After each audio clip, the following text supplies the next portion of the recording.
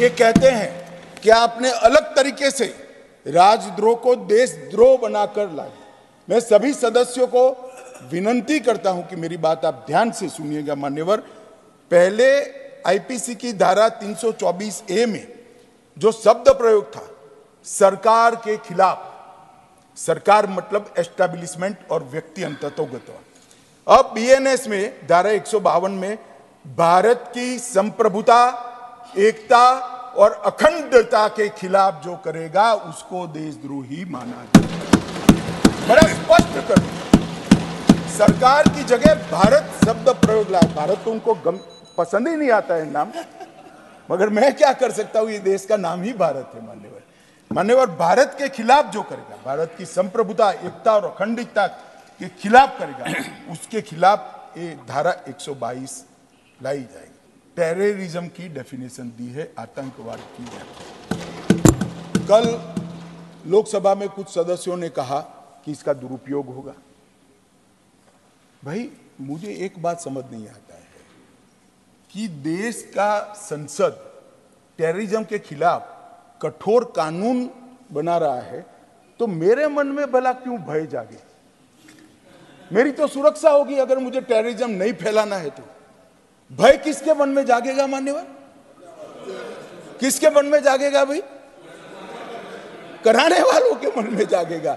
मगर मैं आश्वस्त करता हूं मान्यवर देश की जनता को, इसका दुरुपयोग होने की हमने कोई गुंजाइश नहीं छोड़ी है। पूरा सोच विचार करके इसको लेके आए हैं। हमने जो व्याख्या करी, जो कोई भारत की एकता, अखंडता, संप्रभुता, सुरक्षा और आर्थिक सुरक्षा या प्रभुता को संकट में डालने की संभावनाओं के आशय से या भारत में या किसी भी देश में किसी वर्ग को आतंकित करने का प्रयास करता है, उसको आतंकवादी माना जाएगा। अब एक कैटेगरी में तो मैं मानता हूं किसी को नहीं पढ़ना चाहिए। अगर एक कैटेगरी में पढ़ते हैं आप, इसमें आते हैं, तो निश्चित मानकर चलना, कठोर से कठोर दंड के आप भागी। ढेर सारे लोग बम धमाके कर कहीं ना कहीं दुनिया में छुप कर बैठे, उनको हम सजा नहीं करा पाते। सजा कराने से क्या होगा, ऐसा भी एक विकृत तर्क ऑपोजिशन के दर तो बैठे बाहर सजा होते ही अंतर्राष्ट्रीय कानून के हिसाब से उसको यहां भेजने की बाध्यता आती है। इतनी समझ नहीं है। और मैं अलग दृष्टिकोण से सोचने वाला व्यक्ति हूं। अगर मुंबई धमाके में 300 लोगों को मारकर कोई कहीं जाकर छुप कर बैठा है, जब भारत की कोर्ट उसको फांसी की सजा इसके एब्सेंस में सुनाती है, तो आगे करने वालों के जहन में भय का निर्माण होता है। जो आगे हजारों करोड़ों रुपया देश का लूट कर जो विदेश में बैठ गए हैं, उनकी अनुपस्थिति में अब ट्रायल हो पाएगी, सजा भी हो पाएगी।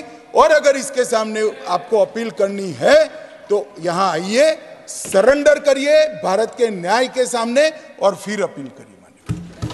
मैं मानता हूं ये बड़ा युग परिवर्तनकारी फैसला हमने किया है। दया याचिका के लिए भी हमने ढेर सारे प्रोविजन किए हैं।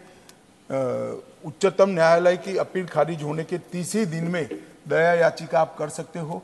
दया याचिका कोई एनजीओ नहीं कर पाएगा। जिसने गुनाह किया है उसको पछतावा जाहिर कर सम्माननीय राष्ट्रपति महोदय के सामने दया मांगनी पड़ेगी, तभी दया याचिका मानी जाएगी। ढेर सारी अर्जियां ऐसी आती जो जिन्होंने गुनाह किया है, वो कहते हैं हम तो भारत के संविधान को नहीं मानते, और कोई जाकर उनकी ओर से दया की याचिका करते। अरे भाई, भारत के संविधान को नहीं मानते हो तो दया याचिका आपको अप्लाई ही नहीं होती है, फिर तो चढ़िए फांसी पर। जिसके अंदर पछतावा नहीं है, इसको दया याचिका का अधिकार नहीं है। दया याचिका के लिए भी हमने ढेर सारे प्रोविजन किए हैं। उच्चतम न्यायालय की अपील खारिज होने के 30 दिन में दया याचिका आप कर सकते हो। दया याचिका कोई एनजीओ नहीं कर पाएगा। जिसने गुनाह किया है उसको पछतावा जाहिर कर सम्माननीय राष्ट्रपति महोदय के सामने दया मांगनी पड़ेगी, तभी दया याचिका मानी जाएगी। ढेर सारी अर्जियां ऐसी आती जो जिन्होंने गुनाह किया है, वो कहते हैं हम तो भारत के संविधान को नहीं मानते, और कोई जाकर उनकी ओर से दया की याचिका करते। अरे भाई, भारत के संविधान को नहीं मानते हो तो दया याचिका आपको अप्लाई ही नहीं होती है, फिर तो चढ़िए फांसी पर। जिसके अंदर पछतावा नहीं है, इसको दया याचिका का अधिकार नहीं है। मान्यवर, इसके लिए भी हमने समय मर्यादा भी निर्धारित की है। महिलाओं के प्रति जो अपराध है, इसके लिए EFIR से मैं मानता हूं ढेर सारी माताओं बहनों जो शर्म के मारे पुलिस थाने में नहीं जाती है, वो अपने घर से या किसी के भी मोबाइल से इसका अप्रोच कर सकते हैं। उनको बड़ा फायदा होगा। उनके जवाब लेने के लिए, उनको उपस्थित होने के लिए भी महिलाओं की गरिमा का सम्मान इसमें लिया गया है। मान्यवर, हमने टेक्नोलॉजी को भी बहुत बढ़ावा दिया है। मान्यवर, मैं आपको बताना चाहता हूं,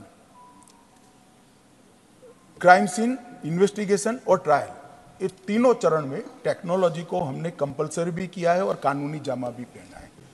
इससे पुलिस जांच में पारदर्शिता और जवाबदेही निश्चित होगी, सबूतों की गुणवत्ता में सुधार होगा, विक्टिम और अपराधी दोनों के अधिकारों की रक्षा होगी। क्रिमिनल जस्टिस सिस्टम को आधुनिक बनाने के लिए इसमें बहुत प्रयास किया गया। FIR से केस डायरी से चार्जशीट और चार्जशीट से जजमेंट तक सारी प्रक्रिया को डिजिटाइज करने का काम हमने कानून के माध्यम से, और इसके लिए बहुत सारे सवाल उठा रहे हैं, कुछ तो अच्छे मन से भी उठा रहे हैं, भाई तैयारी नहीं होगी तो क्या होगा। इसके अंदर हमने प्रोविजन लिया है कि राज्य सरकार किसी एक पुलिस स्टेशन को डिजिटाइज घोषित कर सकती है, किसी SP के सारे थानों को डिजिटाइज घोषित कर सकती है, किसी रेंज के सारे थानों को डिजिटाइज घोषित कर सकती है, किसी जिले को कर सकती है, किसी शहर को कर सकती है, और अंततोगत्वा सब हो जाए तब राज्य को करेगी। तो जैसे जैसे डिजिटाइजेशन का काम समाप्त होता जाएगा, नोटिफिकेशन निकलते जाएंगे और इसका अमल शुरू हो जाएगा। माननीय, और मैं आशा करता हूं कि 2024 के चुनाव के पहले चंडीगढ़ UT को हम इस कानून के हिसाब से संपूर्ण डिजिटाइज करने का काम मान्यवर,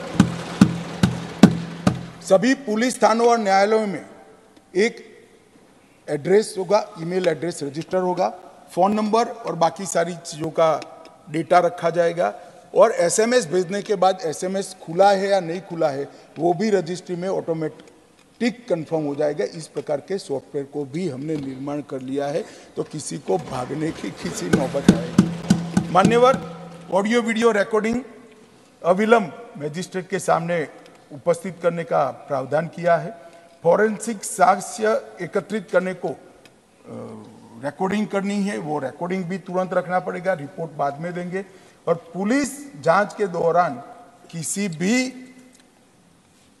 बयान जो रिकॉर्ड किया गया है उसको 24 घंटे में मजिस्ट्रेट के सामने फॉर्म के अंदर रख देना पड़ेगा। मान्यवर, एक हमने करा है कि 7 साल से ज्यादा सजा है, 7 साल या इससे ज्यादा, वो सभी अपराधों में फॉरेंसिक टीम की विजिट को कंपल्सरी कर रहा है। इसके लिए ढेर सारा मैन पावर चाहिए। कल लोकसभा में एक सदस्य ने सवाल उठाया, बात तो सही थी, मगर इस पर काम हमने कब से शुरू कर दिया है। 2020 में फॉरेंसिक साइंस यूनिवर्सिटी बनाई और अब 9 राज्यों में इसकी ब्रांच बन गई है, और अगले साल से हर साल 35,000 फॉरेंसिक साइंटिफिक ऑफिसर हर साल वहां से ग्रेजुएट होते हैं। और मोबाइल फॉरेंसिक साइंस लैब के जाले बुने हैं। और मैं आज एक डेटा आपके माध्यम से इस देश की जनता के सामने रखना चाहता हूं। मान्यवर, जो लोग निर्दोष छूट गए उसमें से 32% लोग सबूतों के अभाव में निर्दोष छूटे हैं। जहां कोर्ट ने कहा है कि prima facie case is there, परंतु सजा कराने के लिए हमारे पास पर्याप्त सबूत नहीं है, FSL आने से उन लोगों का खराब समय शुरू होगा, इसका मुझे पूरा विश्वास है। कोई इसमें से बचकर मान्यवर नहीं। मान्यवर, फॉरेंसिक को एक कंसेप्ट के रूप में हमने स्वीकार किया है। मैं इतना कहना चाहता हूं मान्यवर, ये जो ई कोर्ट, ई प्रिजन, ई प्रोसिक्यूशन, ई पुलिस थाना, ई गृह विभाग, ई जेल और ई फॉरेंसिक के माध्यम से पूरा तैयार होने के बाद मैं इस सदन को विश्वास दिलाना चाहता हूं, दुनिया में सबसे आधुनिक न्याय प्रणाली भारत की होगी। इसका और इस लक्ष्य को हमने करने के लिए सभी मोर्चे पर हमारी कार्यवाही शुरू कर दी है। सर्च और जब्ती की वीडियोग्राफी की जाएगी। नागरिकों की सुविधा के लिए भी ढेर सारे, मैं बहुत डिटेल में जाना चाहता, ढेर सारे प्रावधान हैं। एक समरी ट्रायल को 2 वर्ष तक के केस में समरी ट्रायल थी, अब 3 वर्ष तक कर हमने 40% केसों को ट्रायल के बाहर निकाल दिया है। समरी ट्रायल से इसमें निर्णय होगा, तो जुडिशरी का बोझ हमने बहुत बड़ा कर्टेल करने का माननीय काम किया है।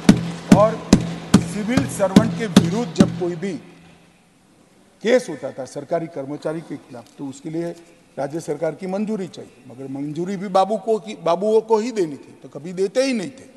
अब हमने तय कर लिया 120 दिन के अंदर रिजेक्शन नहीं आता है तो उसको परमिशन मान लिया जाएगा और केस आगे चलेगा। मान्यवर, जमानत और बॉन्ड, इतना बड़ा देश जमानत और बॉन्ड की व्याख्या के बगैर अब तक चला, वर्बल प्रैक्टिस से चला।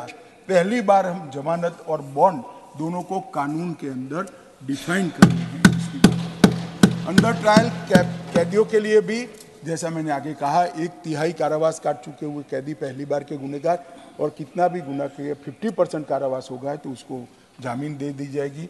एक नई एविडेंस और विक्टिम प्रोटेक्शन स्कीम हम इंट्रोड्यूस कर रहे हैं, जो रूल्स में होगी और सभी राज्यों के लिए वो कंपलसरी होगी। सुप्रीम कोर्ट के ढेर सारे जजमेंट से स्पिरिट लेकर एक विक्टिम प्रोटेक्शन का लीक प्रूफ स्कीम हमने बनाया है, जो सबके सामने दी जाएगा। घोषित अपराधियों की संपत्ति कुर्क करने की भी इसके अंदर प्रोविजन डाला है। अगर गुनाह से कोई संपत्ति अर्जित किया है तो अब तक संपत्ति कुर्क करने का कोई प्रोविजन नहीं था। सजा होने के बाद पुलिस एक अलग से अर्जी देगी कि इस गुनाह से इतनी संपत्ति इन्होंने अर्जित की है, उसको संपत्ति कुर्क करने की व्यवस्था में हम दे देंगे। प्रोक्लेम्ड ऑफेंडर की भी संपत्ति कुर्क करने की पद्धति को सरल बनाया गया है। तर्क संगत सजा की माफी किया गया है। आजीवन कारावास है तो 1 साल के अंदर आप उसको छोड़ नहीं सकते हो। हमने मृत्यु की सजा है तो इसको ऐसे ही नहीं छोड़ सकते। मृत्यु की सजा ज्यादा से ज्यादा आजीवन कारावास तक जाएगी। आजीवन कारावास है वो 7 साल तक सजा भोगेंगे तभी छोड़ पाओगे, और 7 साल या उससे अधिक कारावास कम से कम 3 साल जेल में रहने के बाद ही छोड़े जाओगे। जब पॉलिटिशियन और क्रिमिनल का सांठगांठ होता है तब कितना भी 20 साल के बाद सजा होती है और 3 महीने में हार पहनकर स्वागत कराते कराते अपराधी बाहर आते हैं। ये अब संभव नहीं होगा मान्यवर, इसको हमने किया है।